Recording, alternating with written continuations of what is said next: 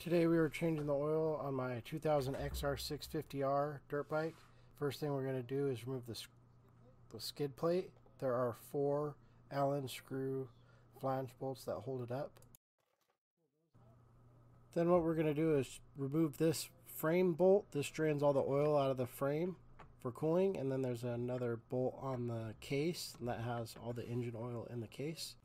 So what I noticed when I removed this frame bolt is the bike hasn't been started in a couple days, so there was no oil sitting in the frame. All that oil must have been sitting inside the crankcase. I'm just going to reinstall that bolt since the oil is drained out of the frame.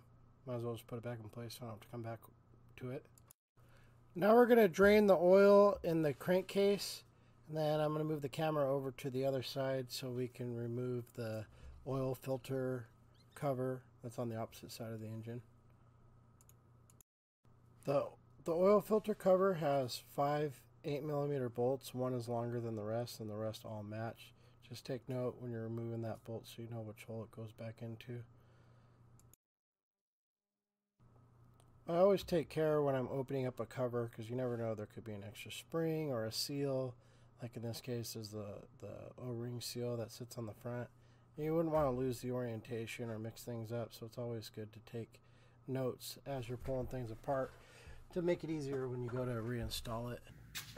Yeah, there you go. Found the filter. So take a little bit of oil and put it on this little rubber ring here. Even though it probably doesn't matter.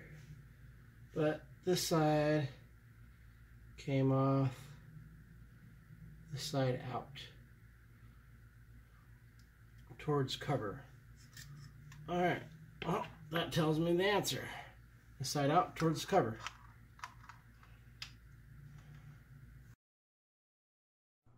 On the cover here you can see the center post where that seal on the oil filter lines up on the cover. I definitely did not pay enough attention when I took it apart, and I like how the OEM filter has marking on it stating this side out and the aftermarket does not. I used the impact just to zip the bolts in, but I didn't torque them down. The second they caught, I stopped, and I'll go back with a wrench and check them. I would recommend looking up the torque specs on these because that aluminum is very soft. Definitely don't want these falling out, so we're going to put some thread locker on there. I really like editing videos because you can speed things up and slow them down. It really doesn't express how long it takes to do things, but this oil change really is only, 15-20 minute process. On top of the frame is the oil check stick. The oil sits in the frame because it's an aluminum frame, and I think the concept is to cool it down. Makes sense, but as you can see, there was nothing in the frame because I hadn't started in a couple days. So what I'm explaining here in the video is the manual states 1.6 quarts on an oil change. So we're going to dump as much oil into this as we can until we get to the 1.6. And I think right at the end I ran out of space in the frame and it started pouring out. So I would recommend just put 1 quart into the frame, start the bike, and then put the other 0.6 quarts into the frame to finish it up.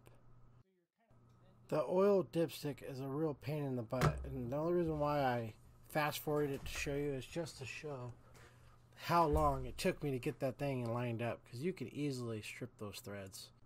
Now let's see how long it takes me to start the bike. Find top dead center, kick away, we'll see what happens.